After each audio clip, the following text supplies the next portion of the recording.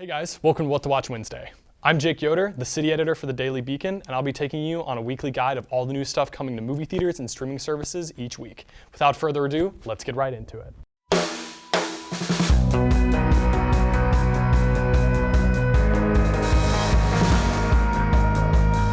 The Call of the Wild vividly brings to the screen the story of Buck, a big-hearted dog whose blissful domestic life is turned upside down when he is suddenly uprooted from his California home and transplanted to the exotic wilds of the Alaskan Yukon during the gold rush of the 1890s.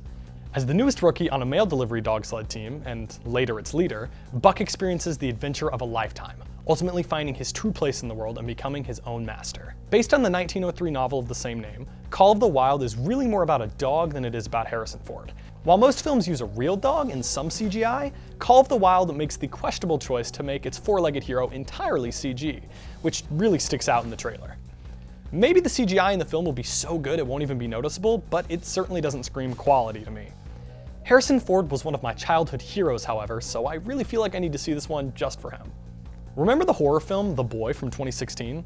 I do, but I'm pretty sure I'm the only one who saw that movie. Evidently I wasn't, as Brahms, The Boy 2 comes to theaters this week. Unaware of the terrifying history of the Hillshire Manor, a young family moves into a guest house on the estate where their young son soon makes an unsettling new friend, an eerily lifelike doll he calls Brahms.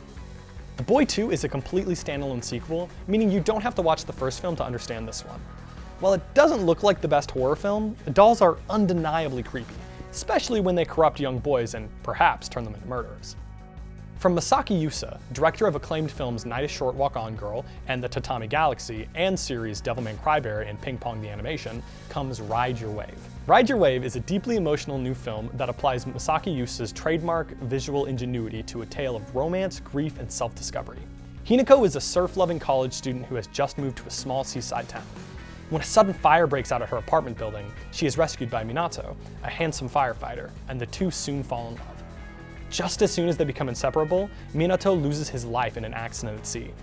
Hinako is so distraught that she can no longer even look at the ocean, but one day she sings a song that reminds her of their time together, and Minato appears in the water. From then on, she can summon him in any watery surface as soon as she sings their song. But can the two really remain together forever? And what's the real reason for Minato's sudden reappearance? Honestly, this film looks adorable. It features Yuasa's signature art style, which is stunning. Even if you aren't a fan of anime, Ride Your Wave will probably impress you. Ride Your Wave is only in theaters tonight, however, so make sure you head to theaters ASAP if you want to see this one on the big screen.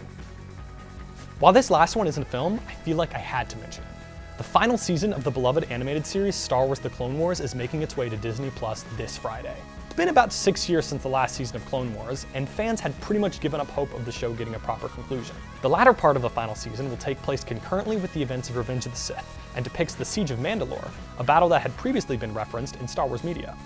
It will also focus on Ahsoka as she battles with Darth Maul, and also depict what happens to her.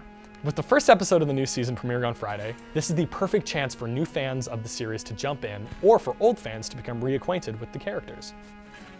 And that's pretty much everything coming to theaters and streaming services this week. Thanks for watching, and I'll see you guys next week.